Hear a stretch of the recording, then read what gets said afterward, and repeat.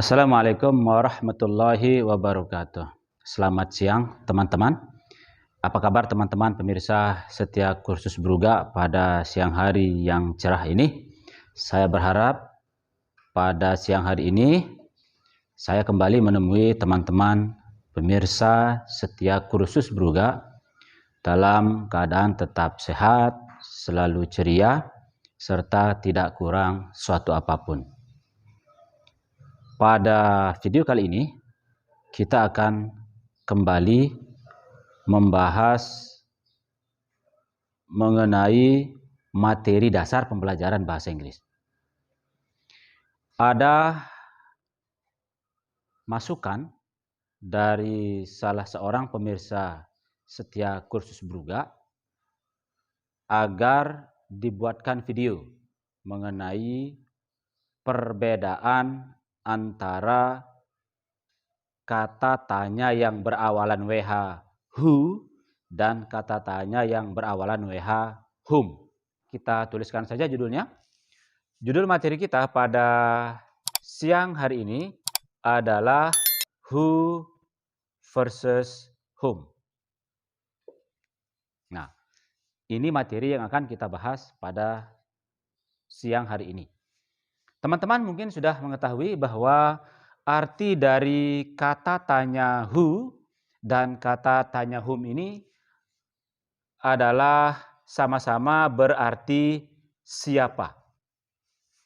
Akan tetapi dalam penggunaannya, kedua kata tanya ini memiliki perbedaan. Baik, sekarang saya akan menjelaskan perbedaan dari who dan whom berdasarkan contoh yang akan saya tuliskan berikut ini.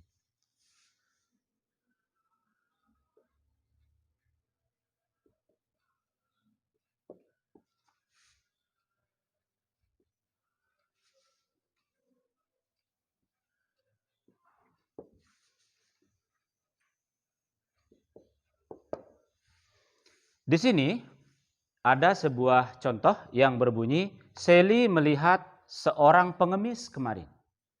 Nah, untuk diketahui oleh teman-teman, who ini digunakan jika jawaban dari pertanyaan tersebut kembali kepada subjek.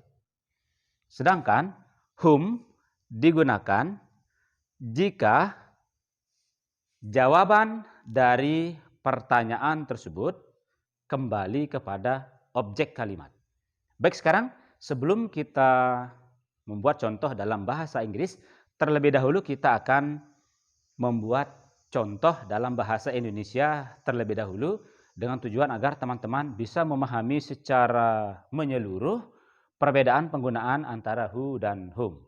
Baik, sekarang kita akan terlebih dahulu membuat pertanyaan menggunakan kata who, siapa. Untuk diketahui, tadi sudah saya jelaskan bahwa who digunakan jika pertanyaan kembali kepada subjek. Baik, sekarang kita akan buat pertanyaan dengan menggunakan kata siapa.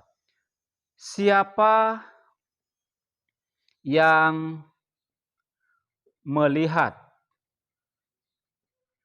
seorang pengemis kemarin? Nah, pertanyaan siapa yang melihat seorang pengemis kemarin? Tentunya jawabannya akan kembali kepada subjek kalimat, yaitu Sally. Maka nanti siapa menggunakan who. Kemudian sekarang, jika kita akan membuat kalimat tanya menggunakan kata siapa yang arah jawabannya kembali kepada objek, maka bunyi pertanyaannya akan berbunyi, siapa yang Sally lihat kemarin? Kita tulis saja. Siapa yang Sally lihat kemarin? Nah, jika pertanyaannya berbunyi siapa yang Sally lihat kemarin, maka tentunya jawabannya akan kembali kepada objek kalimat tersebut, yaitu jawabannya seorang pengemis. Nah, demikian teman-teman, perbedaan penggunaan dari kata tanya siapa yang menggunakan who dan kata tanya siapa yang menggunakan whom. Nah, sekarang kita akan sama-sama bahasa Inggriskan kalimat ini. Kita bahasa Inggriskan dulu. Sally melihat seorang pengemis kemarin. Kemarin berarti bentuk waktunya past. Bahasa Inggrisnya, tentunya teman-teman masih ingat rumus untuk membuat kalimat dalam bentuk simple past. Rumusnya, subjek ditambah kata kerja bentuk kedua ditambah objek. Sehingga bahasa Inggris dari Sally melihat seorang pengemis kemarin adalah Sally saw a beggar yesterday. Nah, ini bahasa Inggris dari Sally melihat seorang pengemis kemarin. Nah, sekarang kita akan bahasa Inggriskan terlebih dahulu kalimat tanya yang menggunakan who. Siapa yang melihat seorang pengemis kemarin? Untuk diketahui, kalimat tanya ini juga berbentuk simple past. Maka sekarang kita akan membuat kalimat tanya yang arah jawabannya berupa menggunakan bentuk waktu simple past. Teman-teman masih ingat mungkin rumus umum dari kalimat tanya yang arah jawabannya berupa dalam bentuk simple past. Ingat lagi teman-teman kata kerja bantu yang digunakan. Apa kira-kira kata kerja bantu yang digunakan jika kita akan membuat kalimat tanya yang arah jawabannya berupa dalam bentuk simple past? Ya, kata kerja bantunya adalah did. Sehingga rumus untuk membuat kalimat tanya yang arah jawabannya berupa adalah, nah ini rumus umumnya. Sudah kita pelajari pada video sebelumnya. Nah, maka kalau kita akan turunkan ke dalam bentuk simple past, rumusnya menjadi WH ditambah did ditambah subjek ditambah verb ditambah U.